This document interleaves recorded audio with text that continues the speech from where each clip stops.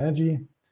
And I'm proud to have with me today Emily Smejkal from the Cascade Institute in Calgary in Canada, the host city of this upcoming World Geothermal Congress. She's going to talk about de-risking geothermal in the context of our test centers can unlock technology investment and scale. Emily is the policy lead, and we're hoping for a really good presentation here. And there's a possibility to ask questions in the questions panel of the webinar tool. So please put your questions there. We then will, after the presentation, get the opportunity to ask Emily some questions. And with that, I'm handing over to Emily. Emily, the floor is yours. Perfect. Thank you so much, Alexander. I really appreciate the opportunity to share some of the work that we've been doing at Cascade with the ThinkGeoEnergy audience. So before I dive into my presentation, I just want to focus on what is the Cascade Institute and why are we focused on geothermal energy. So we were actually founded as an organization to identify and potentially find ways to solve some of the world's most challenging problems. And the theory is that most of these problems are actually interconnected. So if you can have a positive impact in one area, it should have a cascading effect or ripple effect to have positive impacts throughout other challenging areas. So a few years ago, they actually identified geothermal as an intervention for the climate crisis that could have an oversized positive impact. So that's why we have a geothermal team at the Cascade Institute. And that's where I work as a policy lead and a research fellow. And my background is actually as a geologist. So you'll see a few maps because I couldn't help myself later. So one of the things that we're looking at is how do we de-risk geothermal? How do we create the environment where geothermal has the opportunity to scale up and have that oversized positive impact, starting in Canada and then hopefully scaling globally? Whoops. So for the presentation today, I'm going to walk through sort of why geothermal still has lots of room to innovate, why I think test centers are the key to driving that innovation, and I'm going to go through 4 case studies to showcase the impacts that test centers can have on energy industry innovation. I'm going to talk about why Canada, and I'm hoping this will give you all a bit of a preview as to where Canada sits, why we're so excited for the World Geothermal Congress this year, and what challenges we have laying ahead of us. And then I have a small proposal for a test center that I would like to see built in Canada, and I'm calling it GeoStra, which I'll go through what that stands for and why that's significant later.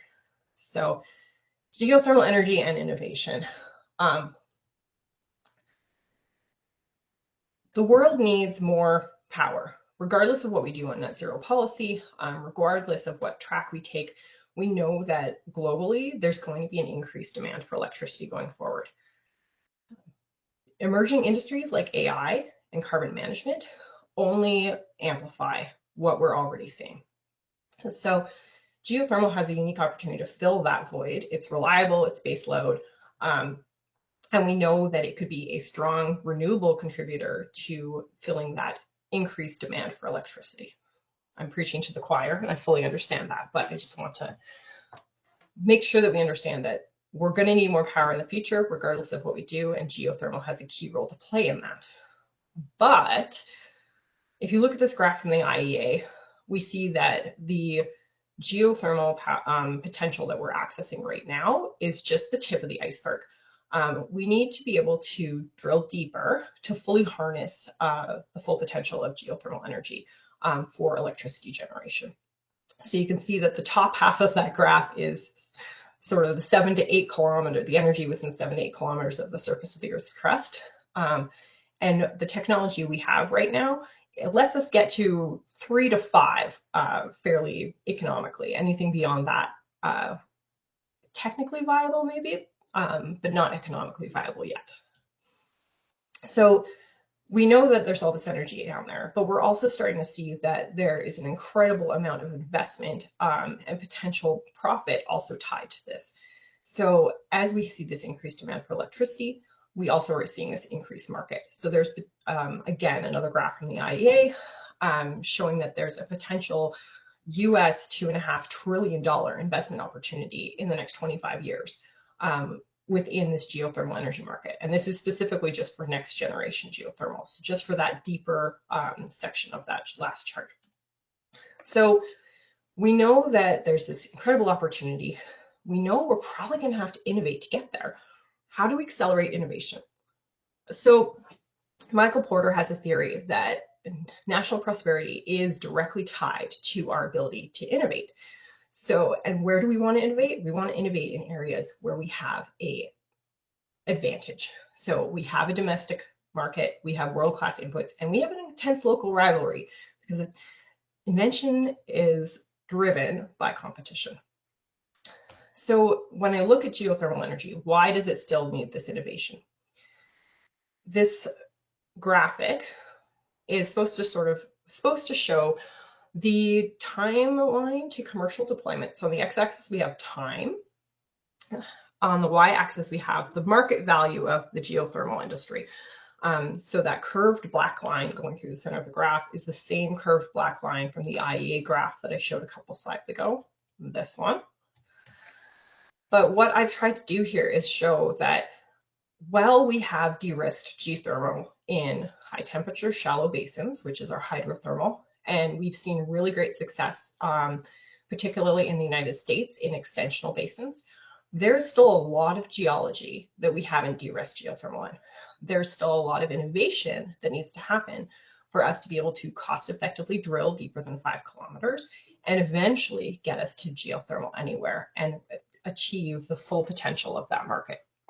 So when you're looking at this graph, you can see the little "we are here," and that's my approximation of sort of where we are in the potential of reaching fulfilling that full potential of the IEA's initial graph, showing the big yellow bar of the intense amount of energy deeper than 7 kilometers within the Earth's crust.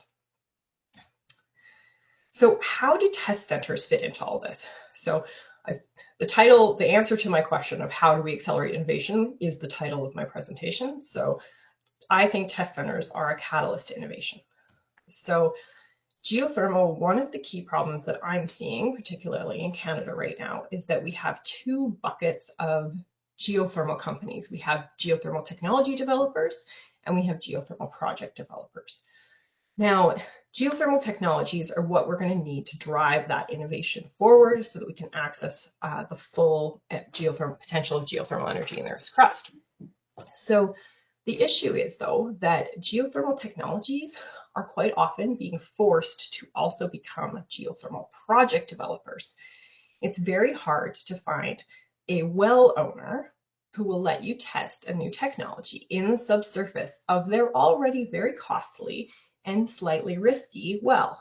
So most technology developers are actually being forced into having to develop their own projects to test their own technology. This compounds the risk of the technology risk and the exploration and project risk, which is a big turnoff for investors. So this essential doubling of risk is causing us to have investors backing off and private capital backing away from geothermal. And I think when we're looking at this problem, test centers provide a very elegant solution.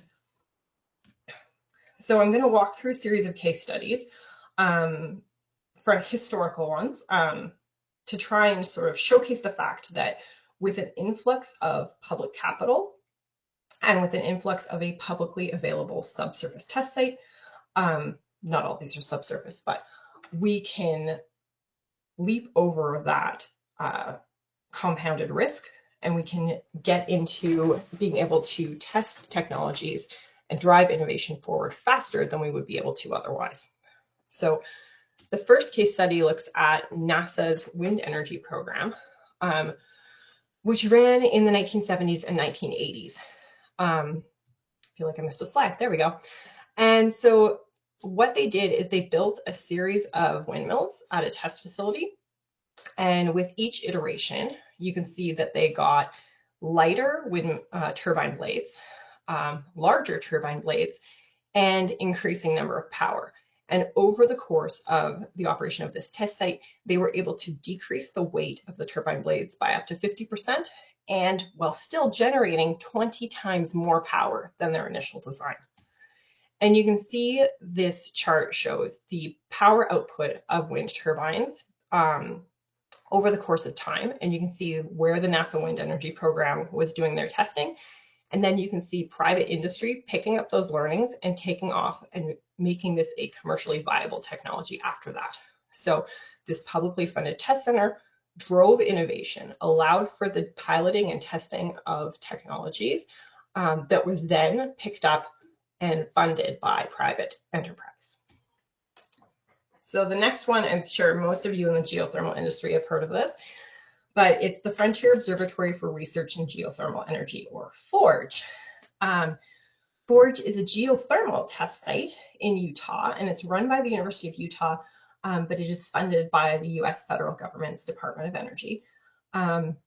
This test site drilled a series of wells and then proceeded to stimulate between the wells and then flow between the wells to demonstrate what we refer to as enhanced geothermal systems, which is fracking between two wells and allowing heat gathering of the flow by the flow of water through the fractures between the two wells. So this test site is linked to the Geothermal Data Hub, which is a public access. So all testing and everything done at FORGE, all the results were made public. And the learnings from FORGE and the demonstration of drilling technology and completions technology have been picked up by private industry.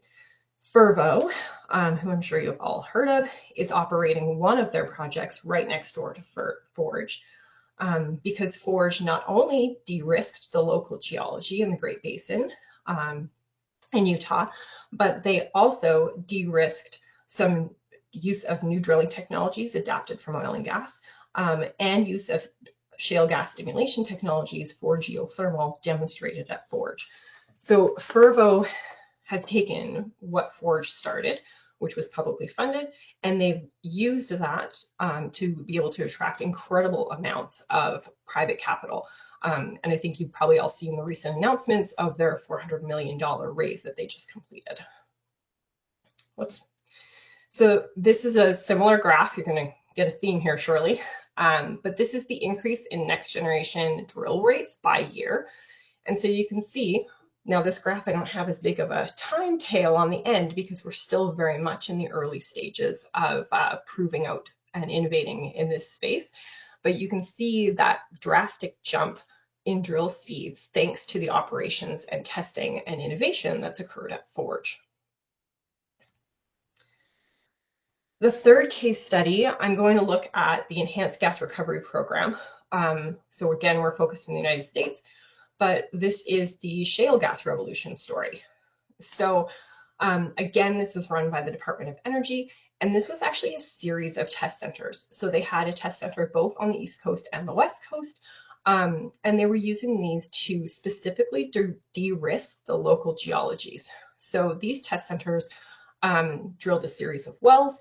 They looked at the geomechanics, they looked at the rock properties, they looked at figuring out what the best stimulation techniques were for gas extraction in these shale gas reservoirs. They drilled the first horizontal well that did a multi-stage frac, and they were able to achieve 3 times more production with that horizontal multi-stage than vertical wells. Now, again, here's the similar graph. I will say this one's a little bit harder to see the full effect because there are gas prices influencing gas production as well as some geopolitics. But you can see where those US DOE funded gas test centers operated. And then the note on multi-stage fracturing, that was when the private company, Mitchell Energy, was able to successfully demonstrate the first commercial multi-stage fracturing. And then you can see the increase in natural gas production that we've witnessed over the last 20 years. Again, there's other pieces at play here, but I think this is the best representation showing the impact that having those natural gas test centers, de-risking the technologies that were innovated moving through from publicly funded innovation into private capital execution for commercial operations, increasing into production. So the final case study is near and dear to my home. So this is from Alberta, and this is our Oil Sands Technology and Research Authority. Whoops. So AOSTRA was a publicly funded research program here in Alberta.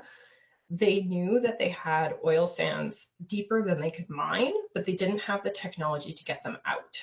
So the government of Alberta funded a research authority to investigate how to get these deep oil sands, extract the oil from the deep oil sands. They did build a test facility called the Underground Test Facility. And this is one of the first places that they actually successfully drilled a horizontal well, horizontal from a tunnel that you could access, and you can see the shafts and the tunnels into this sort of underground mine that they used to experiment in.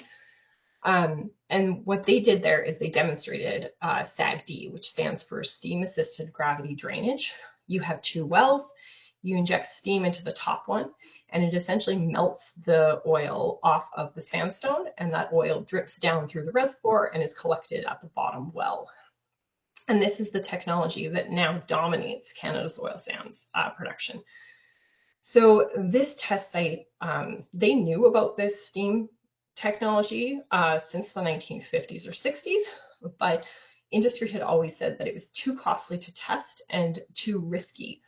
So this was actually never tested until the 1980s, when the government put up the public capital to enable testing and innovation in this space. So again, a very similar graph to the last four. So you can see that most of Alberta's oil sands were produced by mining until we had the demonstration of that steam-assisted gravity drainage at the underground test facility funded by the Alberta government within AOSTRA. And you can see by 2010, the dominant method of production for oil sands is now in situ production, or SAGD. So you can see that incredible dark blue, the growth of that dark blue wedge, picking up and commercializing a technology that was demonstrated at a test facility. So all of these test sites have lots of things in common, but I think I've tried to pull out sort of like a few key ones. I think one of the very first ones is that they need patient capital. AOSTRA didn't have their first commercially transferable success until 10 years into experimentation. The natural gas test facilities in the US, you saw the lag time between when the test facilities were operating and when Mitchell Energy was able to demonstrate commercial viability. So we know that there's a lag here. And I think in this day and age, sometimes we forget the front end work that has to go into science and innovation. And then there's an incredible amount of experimentation and failure that eventually leads to that success. The other key successful piece of test centers is that they offer this place-based in situ infrastructure. So when I was speaking earlier about the geothermal technology operators being forced to become project developers, this removes that burden. So a test center gives technology developers essentially free or low cost access to the subsurface where they can test, demonstrate, and pilot their technologies without them having to shoulder the millions of dollars of capital that they would have had to drill a well. This means that not only can we test things for less cost, we can actually test them sooner because we're not trying to do innovation on a project development timeline. We can do it on a technology development timeline. So we can move faster if we have these place-based in situ infrastructures. The other key that all four of these demonstrations have in common is that they were all public. All the data generated from within these was public. All measurements were standardized. Everything was designed for that so the industry could build off of each other's learnings. And there's still intellectual property protections built into both AOSTRA and Forge. But essentially what they did is they were able to sort of crowdsource the solution. So nobody's testing the same thing twice, everyone's learning off each other, and you can accelerate faster learning from other people's mistakes. Um, the final piece of the puzzle, and I know there's 6 here, but these all had the subsurface test centers, the natural gas one, Aostra, and the Forge, they all have this spillover effect of de-risking the local geology. So just as we've seen with Fervo being able to start commercial demonstrations right next to Forge, they were able to do that because Forge essentially was able to de-risk the subsurface and remove the exploration risk piece from Fervo's Utah project. So we have this spillover testing for local geologies that not only like do these very well de-risk technologies, as I walked through before, but they actually also can de-risk localized projects. So with everyone hopefully on this call coming to join me in Calgary shortly, I want to dig into a little bit about where Canada's at and why I think test centers are going to be something very key for our own geothermal innovation and geothermal development. So why should we focus on Canada? So Canada actually sits on the Pacific Ring of Fire, our West Coast does, and we have an immense geothermal resource. I've tried to categorize here what technologies, either conventional technologies like hydrothermal or next-gen technologies like closed loop or EGS would need to be accessed in some sort of overarching geology types in Canada. And so you can see anything in the orange and reds we could probably access using existing conventional technologies. Anything in those pinks and purples, we're going to have to rely on some of the next gen technologies that are coming out.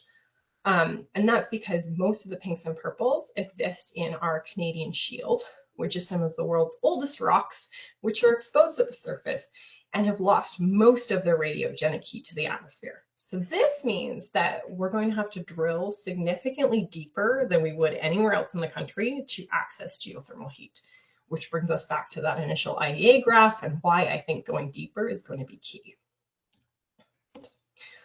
So not only does Canada have this great resource, we actually also have a really dynamic energy sector. Canada is the 3rd largest exporter of crude oil, the 6th largest exporter of gas. 7% of our GDP is linked to oil and gas production, over 400,000 jobs. So we know that 80% of this, 80% of the technology and skills and project management pieces in the oil and gas industry directly transfer to geothermal. So we know that our energy sector that we've already been relying on as an economic driver in Canada would make a really good backbone for a geothermal industry. So geothermal represents an opportunity for Canada to leverage what our existing strengths are. So going back to that hypothesis by Michael Porter that if we're going to make bets on innovation in industry, we should make bets on areas we're already strong in. And so this is where Canada is already a world leader. So, and this again just goes back to the point that if I look at what Canada is really good at, has a lot of intellectual property in, it's all related to oil and gas technologies. So most of Canada's innovation that's coming out is focused on oil and gas technologies, completions, drilling, production, modeling, working in high temperatures. Those steam-assisted gravity drainage systems in our oil sands actually operate around 220 degrees C. So Canada actually already knows how to operate in the subsurface at high temperatures. We just haven't done it at the depths we need to yet. So there's a lot of pieces to the puzzle here. We just have to put them together. So we aren't the only ones who see this at Cascade. There is a growing geothermal sector and industry in Canada. I think Ever is probably the most widely known with their closed loop system that was demonstrated here in Alberta and has currently just been turned on for commercial heating in Germany. We also have a variety of other technologies and projects, everything from hybridization of geothermal with oil and gas, through to EGS, closed loop, and repurposing of flooded oil and gas reservoirs for geothermal energy. Our government does recognize that there's an overlap here and that there's an opportunity. So the Alberta government has actually put $50 million of public funding into Alberta to try and leverage that drilling expertise that we have here to move it into operating at high temperatures and high pressures we need for geothermal. And Canada's not the only one that sees this opportunity. The World Geothermal Congress is happening here in Calgary. I can't wait to welcome you all. And it will be this June. And the reason that Canada was chosen was because of our global energy expertise. So the IGA recognizes that Canada is an energy leader, and they recognize that there's an opportunity to transfer those energy skills and that innovation coming out of Canada's energy industry into geothermal. We also are backed by a lot of expertise. There isn't just this budding industry and an oil and gas industry supply chain to back this up. We have universities researching this. We have technology developers. We have international firms who are operating in Canada. And we have a host of public labs and research facilities here that are already looking into geothermal. So one of the things that Cascade's been looking at is, if we were to develop in geothermal in Canada, how would that impact Canada's GDP, our electricity prices, our electricity supply? So what we looked at was a hypothetical build out of enhanced geothermal systems. We've only done enhanced so far because that we were working with the baseline assessments out of the United States that have been publicly available. We're hoping to do hydrothermal and closed loop shortly. But for just an EGS build out, if we look at the current, so the reference cost is the current costs, although those are from 2024, so they're not really current. And the low costs are probably closer to what we're seeing actually executed right now in 2026. But you can see that both in Canada's legislated policies and the net zero policy scenario, an EGS build out in Canada could have a significant contribution to our electricity grid. So how does that impact the average Canadian? Well, both of those build outs would cause our electricity prices for consumers to go down over the long term. And they would also show an increase in our GDP growth. So from an economic perspective for Canada, geothermal and including it as part of our energy mix moving forward makes a lot of sense. So I've talked about how great test centers are. I've talked about how great Canada is. So why does Canada need a test center? Next gen geothermal right now, going back to that graph, which I'll show you again in a second, we've only proven it out in sort of a narrow band of geologies. Canada is a big country with a lot of different geologies. And so we need broader testing to be able to access geothermal anywhere in our country. The geologies in Canada represent about 80% of the global types of geologies. So really, if we can demonstrate geothermal in Canada, it should be able to scale up and work just about anywhere. There's a couple key pieces. So EGS, we need to figure out if we can do enhanced geothermal systems fracturing between two wells in deep base compressional basins. We need to figure out if we can hold these fracs open at depths greater than 3 kilometers, up to 6 or 7. And we need to figure out if we can operate at higher temperatures in basins that naturally want to close. For AGS, we know that drilling costs need to fall substantially for us to be able to produce cost competitive power from closed loop systems. So a test center would help us leverage our existing Canadian oil and gas technologies and adapt them to geothermal in order to compete with this rapidly growing market that I showed at the start of the presentation. So how can Canada capitalize on this opportunity? Did I miss a slide?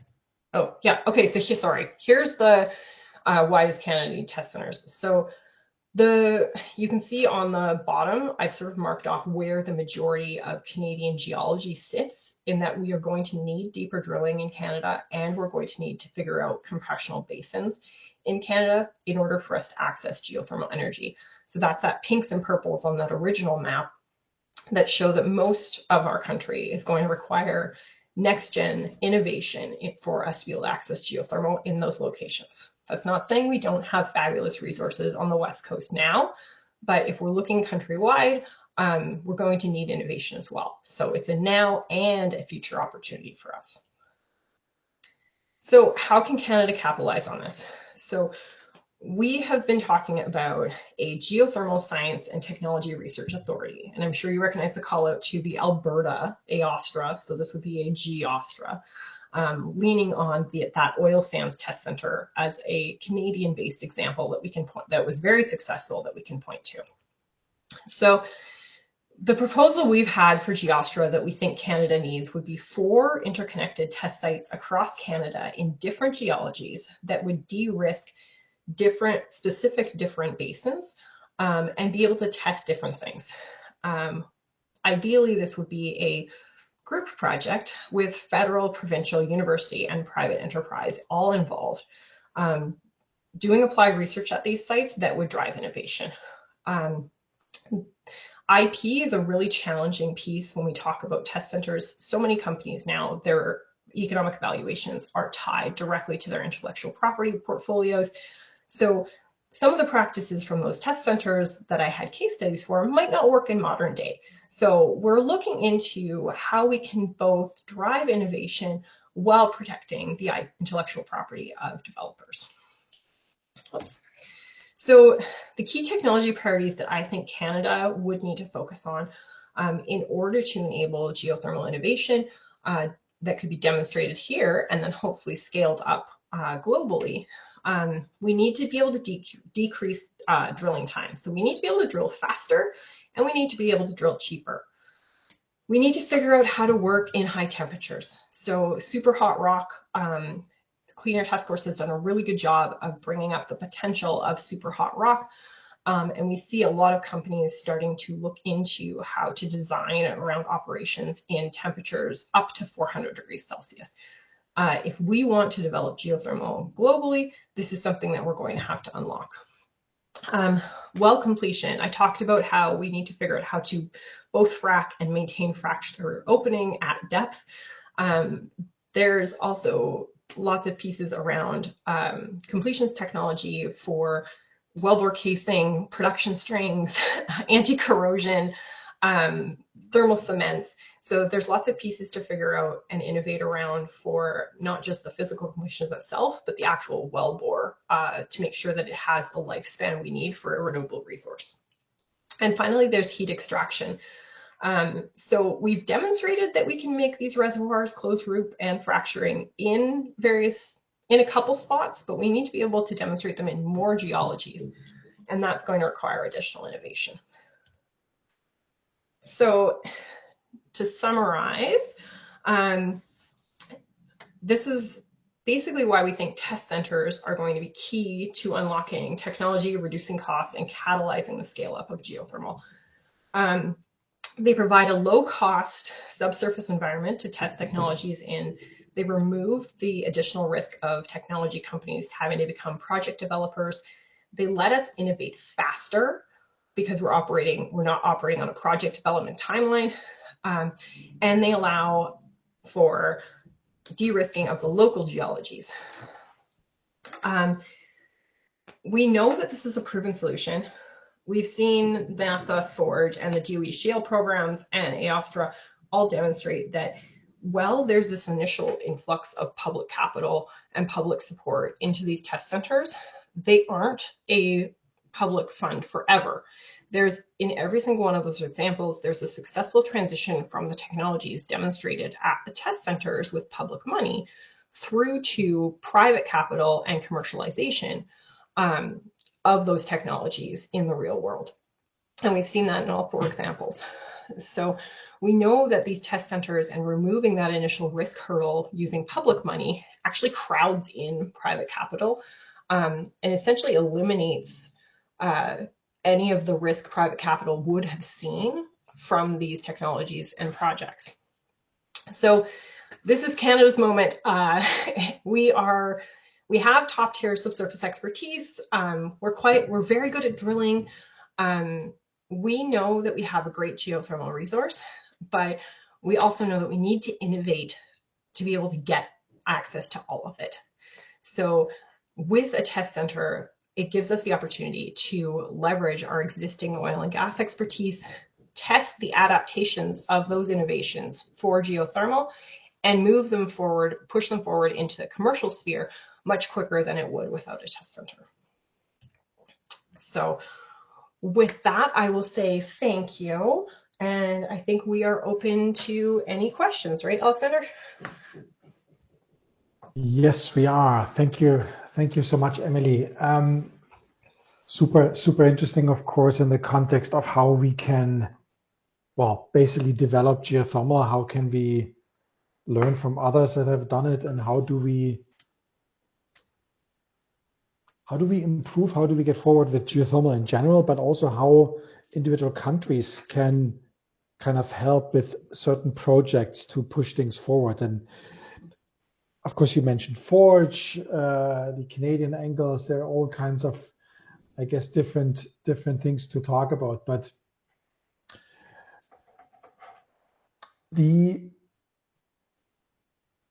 there's of course the question on location and so on, about connection to industry, etc. So kind of what would you kind of, from the case studies that you looked at, kind of what would you see are the, let's say, most important lessons from these case studies on designing these test centers? And I guess it's also the question how structurally this is set up. Is it being tied to a university, to a company, to a certain specific location? Kind of what are, let's say, key points, if you would have to name a few? Yeah, I think it's tricky. I think there's a balance here, and I think there's enough locations that meet all of this, that all of the requirements, that there will be spaces, that more than one spot that fits. So Forge was actually chosen by competition. So the DOE actually ran a submissions competition to figure out where they were going to put the Forge site. Forge obviously won. But there was at one point up to 4 locations. And so I think some of the key pieces that go into figuring out where to put one of these test centers, I think obviously I'm a geologist, so maybe slightly biased, but I think if I'm looking at trying to make sure I'm innovating for next generation geothermal, really figuring out doing this in a geology that is maybe not the lowest hanging fruit. Maybe we want to test this somewhere that we have a suspicion it might work, but nobody would be able to test their technologies there without a test center. So I think geology is going to play a key role. Like I mentioned, compressional basins and greater depths are things that I think we really need to test. I think it makes sense to do it somewhere close to where you already have an established industry. So I live in Alberta, which is the oil and gas, primarily oil and gas producing province within Canada. So most of the oil and gas service industry, rigs, service rigs, industry supports, and oil companies are all based here. So I think it makes sense to have something that you have, your mobilization costs will be minimal. That's also where most of your expertise base is going to be as well. So I think looking at involving academic institutions is key. I think it gives academic institutions the opportunity to commercialize and mobilize the research that they're doing in a real world situation. And I think I quite like the Forge design of the University of Utah running it, because they have this agnostic view. They're not held within government, even though they're funded by government. And the decisions are made by experts in the field. So there's no political drivers. And we saw this with AOSTRA too. AOSTRA was a arm's reach, meaning it had no government oversight, Crown Corporation. So AOSTRA was run by a group of retired oil and gas industry experts who had no or minimal political and commercial ties to the industry anymore. So it gives you the opportunity to maybe not write off stuff instantaneously, to give everything a fair perspective when you're looking at what to test, and to think outside the box a little bit. So I think there's probably, if you sort of made a Venn diagram of these location, existing service industry, and existing expertise, I think there's a Venn diagram where this overlaps in more than one spot. So I think those are kind of the key pieces on picking where to put something. I think Forge has done a really good job of de-risking geothermal in that extensional basin environment, in those hot, dry rocks that 10 years ago we thought weren't accessible or weren't usable. So I think there's pieces of the puzzle that they all kind of share. It was the same with the Western and Eastern gas test centers, where they de-risked specific geologies, and they actually had multiple test sites, which is something that I think geothermal needs as well. I mean, in this context, it's quite interesting because I guess we always end up talking about Forge in a sense, but what is really interesting is here the context as you described it. Like, I mean, there was this kind of like different consortia that kind of were applying to become the Forge project. Mm-hmm. And I guess there's been, from the government side or from the designers of that competition, I guess there was a certain, I guess a certain geology kind of like thought about, and what of course makes this interesting that in the end the location chosen is now also the site of this big EGS project by Fervo, right? So there's I guess there was not if it was by design that I of course don't know, but the concept here that you had a research project where you were testing things, you were doing things, and then basically there's a private company getting a license nearby and then developing an actual project with a lot of those elements that were tested and applying this. But on the other hand, and that's the other interesting part, like one of the projects that kind of didn't succeed in the running for the Forge was the Newberry project in Oregon. And this is now being developed by a private sector company, tapping into, let's say, some of those aspects and the work done by that private company beforehand. So there is a kind of like an effect of a competition like this to kind of maybe further the development of some of those projects. But in that context of Forge and the Utah here, the choice here, the interesting, I guess, question that I have, and I think that will be addressing some of the additional questions that pop up. How, from a national perspective, do you then deal with utilizing existing industry while maybe also attracting, let's say, international aspects, international companies to come in and develop? And how important do you see that? I think international cooperation, especially for countries like Canada, is going to be key, to be honest. I think there's a really good case for international test centers being able not only to de-risk the technologies in different geologies across the world, but it also distributes the risk between different countries. So you don't have a single country shouldering the burden of de-risking geothermal by themselves. It also, again, any learnings that are shared between the two, it just accelerates the speed of innovation and the speed at which we can take innovative ideas and move them through the pathway of commercialization to scale them up. So I think, honestly, an international collaboration on test sites and international collaboration in geothermal is going to be critical moving forward for us to make sure that we can get geothermal energy from more places on the earth than we can now. So in that context, I guess these test centers from a design perspective, we have now the Forge project, we have these efforts on super hot rock in New Zealand, we have here in Iceland, we actually have two projects in Iceland, the Krafla Magma Testbed and Iceland Deep Drilling, the Deep Drilling project. How would be the best approach to kind of like figure out how these projects could, not to say unified research, but kind of work closer together? Because it seems like there's an increasing, let's say, national competition in a sense of who's funding what and getting what up of the ground kind of first. How do you see that? Yeah, and I think this is tricky, and it kind of goes back into that complex intellectual property design. So, and I fully understand and appreciate that there is a competitive aspect to these test centers and what they're looking at.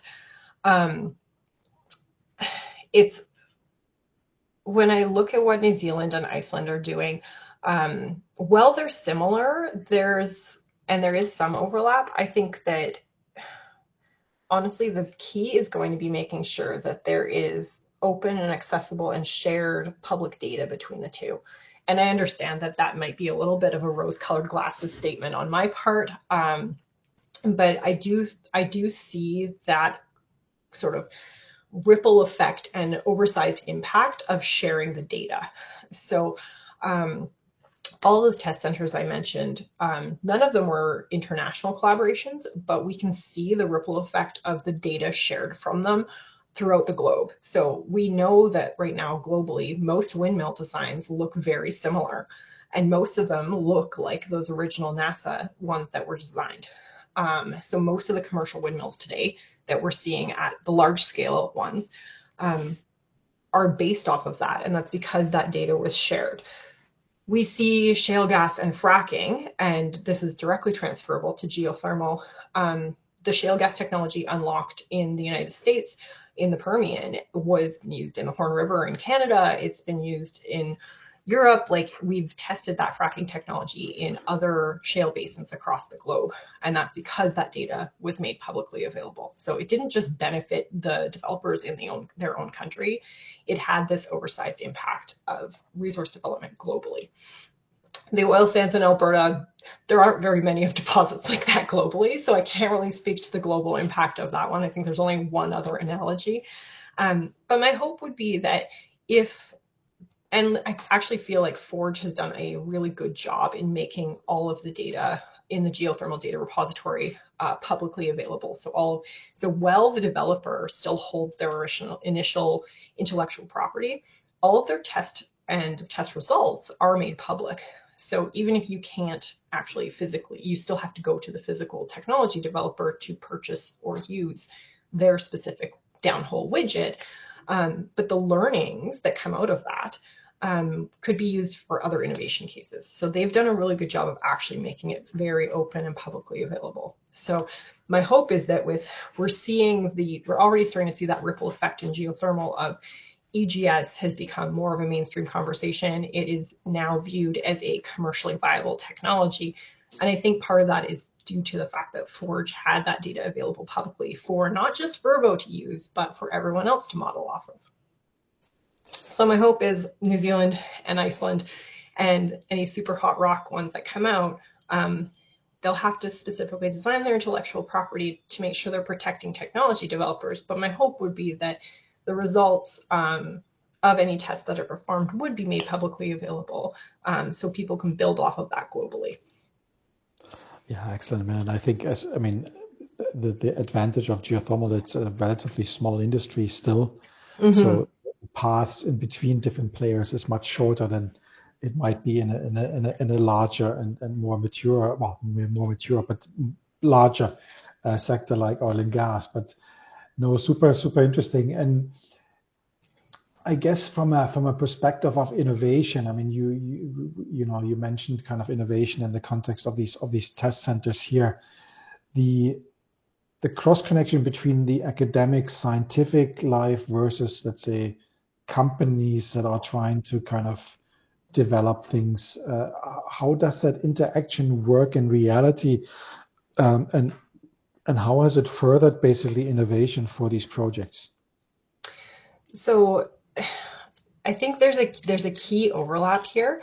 If I look at Aostra here in Alberta, they actually had a specific portion of their funding percentage that had to go to the local academic institutions for academic research on specifically designed topics that would unlock the oil sands. So And what this actually did is it created a whole series of master's and PhD students who did their research on the data gathered at the test site, and then designed new innovations based off of that. And it gave them sort of this direct pipeline of not just new technologies that industry wouldn't have had time to research or the financial capabilities to research, but it also gave us a pipeline of skilled experts that were able to come into the industry directly out of the universities as well. So the University of Utah running Forge is also another really good example of sort of this direct tie between academic institutions and the test sites. And it is creating this pipeline of technologies coming from the academic institutions, being tested in the test centers, and then being applied commercially by private enterprise.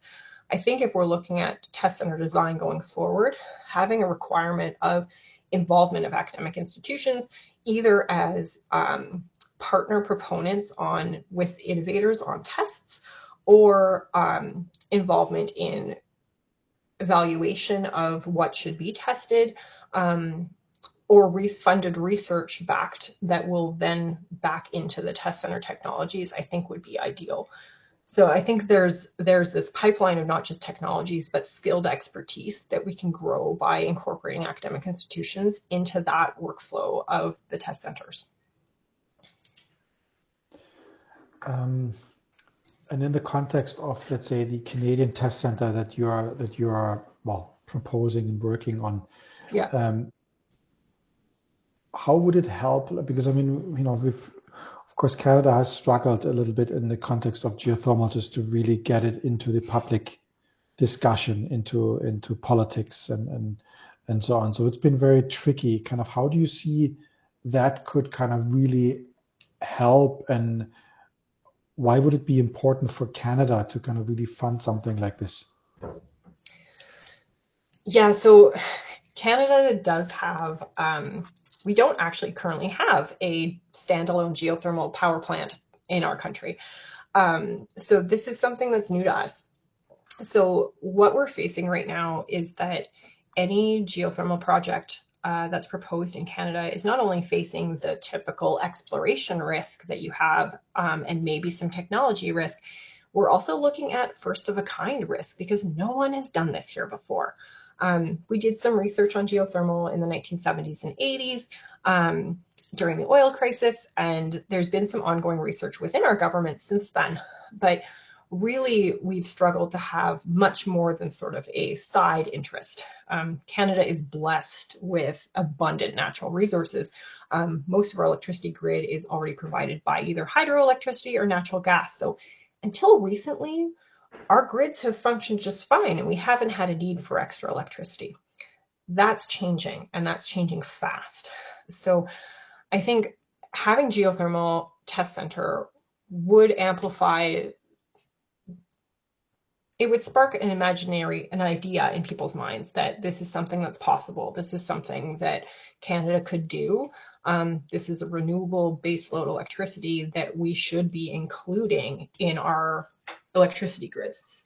So I think as a test center, as a policy lever, to spark interest and gain public attention, and hopefully public approval, I think it's a really good tool in all of those aspects.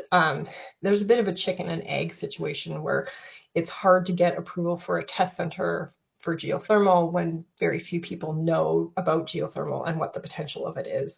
But my hope is that the test center would not only de-risk geothermal for next generation development across Canada, but it would also demonstrate that it's a viable technology here that we should be utilizing. So how's the reception been? I mean, there are of course Canadian companies active. I mean, as one of the companies on the technology side in particular, there are a few others, I guess. How's the reception from their side on a test center like this for Canada?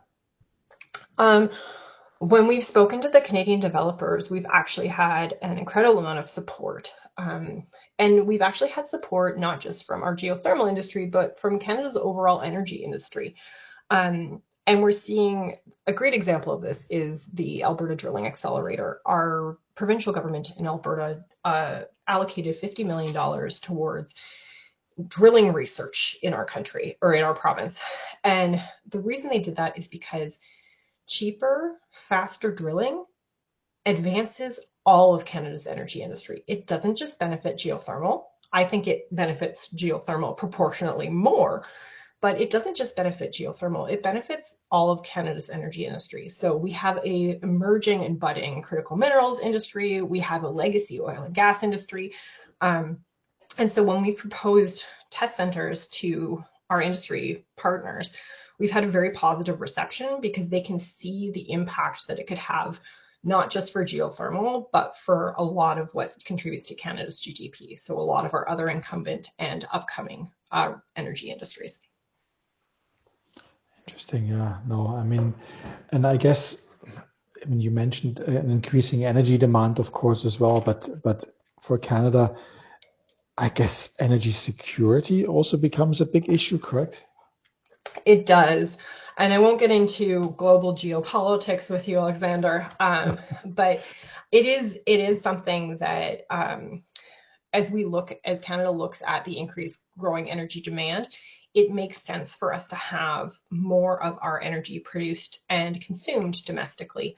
While I can't export geothermal electrons, I can use them at home, which then allows me to maybe have more oil and natural gas to export to geopolitical partners. So there is this sort of national energy security piece to geothermal that it allows Canada to be a more sovereign and independent nation. I should also note that like geothermal technologies work better, like I'm talking about organic Rankine cycle power plants, work better in colder environments because you have a larger delta T between your fluids that are coming out of the ground and your air temperature. So in Canada, ORC technologies will probably be more efficient than they would be somewhere south of us.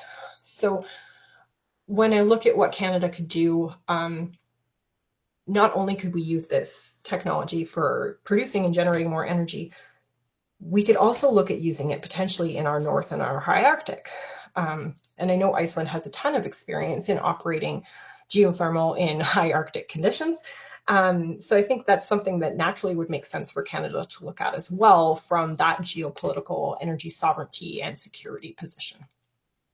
Well, then I guess we should really consider kind of a closer collaboration. I think which is even Yeah. being discussed between the two governments. I hear, and there will be probably an opportunity in Calgary at the World Geothermal Congress to talk about this. But yeah, there's also here a question on like the super hot technology in Iceland and drilling in the Canadian context. I guess some of the technology that's been in play, there are some Canadian players having used this in Canada. Would there be Canadian technology, let's say on measurement tools and logging tools, to be kind of developed in Canada with some Canadian partners, or what would be, let's say, one or two specific technology aspects that could be quite interesting for Canadian players in that context? So you're talking more about Canadian technologies that could be exported globally? Or would be interested to kind of apply this to, let's say, geothermal aspects, like hot rock technology, etc., kind of dealing with high temperatures, etc. I mean, Yeah, so we actually have there are Canadian companies that are already using their expertise from our oil and gas and our oil sands industry, and they've adapted it for geothermal. So we have Canadian technologies that have been demonstrated at high temperature geothermal sites in the United States. And I think we are seeing that there's an interest from our geothermal technology developers or our oil and gas technology developers to adapt to geothermal. For them, this is an additional revenue stream, and it's something that they are, like I said, they can already operate up to about 220 degrees C. So this is giving them a bit of a head start and an advantage over some of the more conventional oil and gas technologies. So one of my favorite examples is that one of the blowout preventers, which is the thing that prevents a well from releasing oil and gas into the atmosphere. We design those here in Alberta for those steam-assisted gravity drainage wells for 220 degrees C. So when the geysers was struggling to design something for a higher temperature and a higher pressure, they actually came to Alberta, and one of the blowout preventers installed at the geysers is actually designed and built here in Alberta based on our oil sands technologies. So we're already starting to see that interest from our industry in looking at this global geothermal market and trying to apply the skills they already have to move into that super hot space. We're seeing innovation in insulated drill pipe. We're seeing it in downhole measurement tools. We're seeing it in directional drilling tools, all trying to leverage the operations experience we already have in that 220 degree steam chamber and move it over to the higher temperatures up to 400 degrees Celsius for geothermal. Excellent. We ran out of time. I think. Great. I think with that, I think we'll just have to let people go into the weekend. You have, I think, in Calgary, you're a little bit further away from the weekend than we are here in Europe. But no, Emily, thank you so much for joining us today and share your thoughts on these test centers in Canada and beyond. This has been super interesting. Thank you so much for joining us. I guess if people have questions, they have your email address here to engage. But yep. Thank you so much for joining us. And yeah. Thank you so much, Alexander.